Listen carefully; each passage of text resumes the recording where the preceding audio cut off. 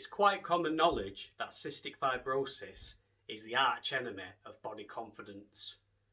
It can do so many things to your body. It can give you a hunchback from too much coughing.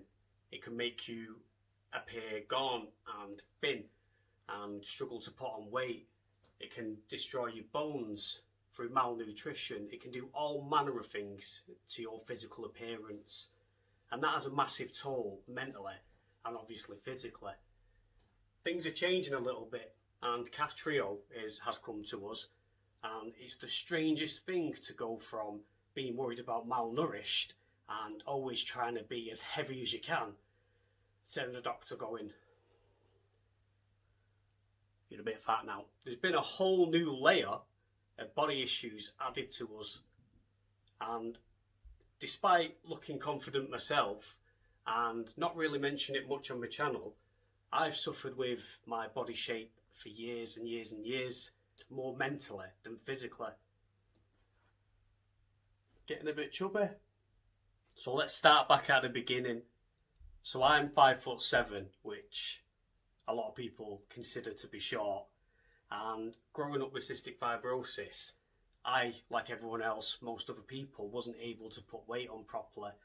So I'd say from the age of, five when I got diagnosed to around 16 or 17, I was rake thin, tiny, with a huge bulbous belly because obviously the bloating and stuff like that. And I started noticing that when I was about 14. I'd probably say about 14 I got very, very body conscious and realised that I wasn't quite as big and as strong as everyone else. So that's what kind of started me on the gym. Going to the gym came out of a place of unconfidence, which a lot of people's gym activities do. And then I kind of started gaining a lot of muscle and getting a little bit bigger and looking a bit more healthier. But what that's done to me is that's made me constantly question my body. Even today, you know what I mean? It's not gone away. I can put weight on and I can lose weight at will.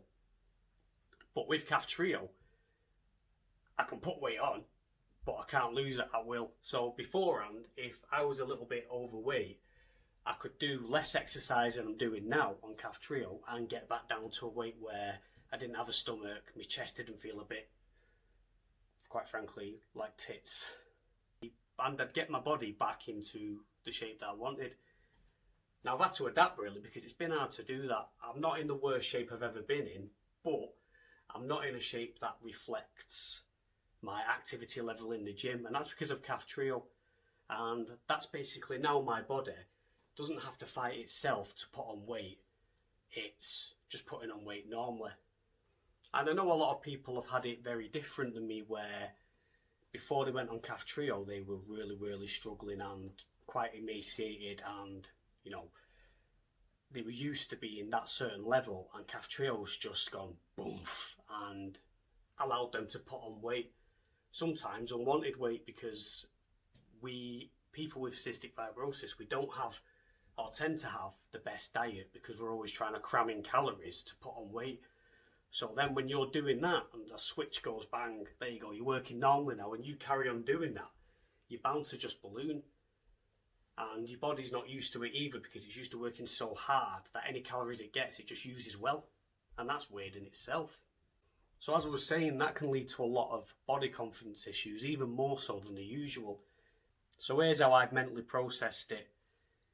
I look at it in two ways. I could be too thin and be really concerned about my health and how people look at me and how I feel my top off, or even with my t-shirt on. Are my arms big enough? Is my chest big enough? Am I big enough? Do I look small compared to other people? Or I can be a little bit plump and be strong, healthy and happy. And maybe in my own head I won't feel as great as I did when I was skinnier with muscles. But to be healthier, to be a little bit bigger and happier, I think pays off massively compared to the other way round.